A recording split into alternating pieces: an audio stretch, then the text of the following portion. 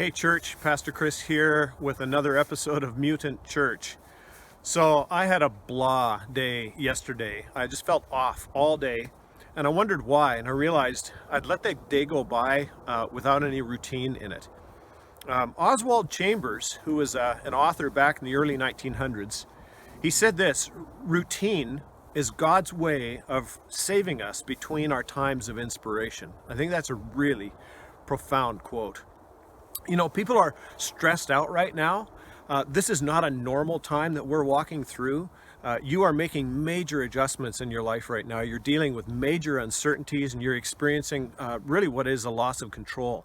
And there's going to be some good days and there's going to be some blah days and there's going to be some meltdown days, I'm sure. You're going to have those moments. That's normal. I heard a quote by James Corden, who's an internationally known late night host. And he said he's been feeling incredible spikes of anxiety and sadness. You feel so out of control, he said. It feels so beyond our comprehension, all of it, that I found I get sort of overwhelmed with sadness in it all. I mean, there's a guy that's, at the top of his game, and he's struggling. He's human. All of us are human. One of the things that we can do to manage the stress and the anxiety and the overwhelm is this. It's routine. In Luke 5:16, it says that Jesus often withdrew to lonely places and prayed. Prayer was a part of his everyday routine. And a few chapters later, in chapter 11 of the book of Luke, it says one day Jesus was praying in a certain place. And when he'd finished, one of his disciples said to him, "Lord, teach us to pray." You know, his disciples saw something that was a regular part of Jesus's life and that was making a difference in his life. And they said, "Hey, we need that too. How do we get that? Jesus, can you teach us how to get that?" And so he taught them what we know as now the Lord's Prayer. He taught them a format for prayer. Another way of saying that is he gave them a routine to follow. Routines give us power and they give us purpose. They give us something to do. You know, right now, there's so much outside of your control. If you've got a relationship with God, then the wonderful thing is you can rest in his control, but he still gives us things to do that are really helpful for us every day, right now. And anything that you can actually do is something that is in your control. That's a gift from God. So, can I recommend routine?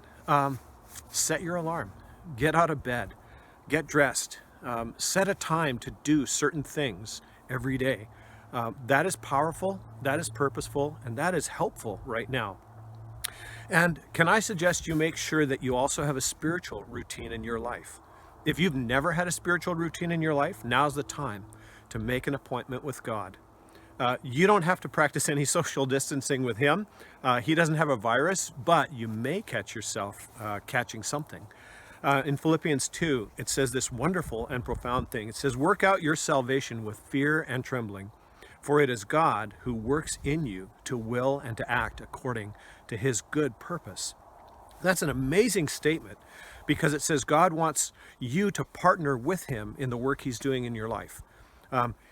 He wants you to work at something, and while you're doing it, he's working inside of you.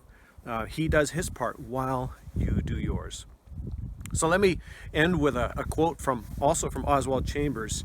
And it kind of follows along with that verse I just read. Chambers says this: "The tiniest detail in which I obey has all the omnipotent power of the grace of God behind it." So be blessed by that.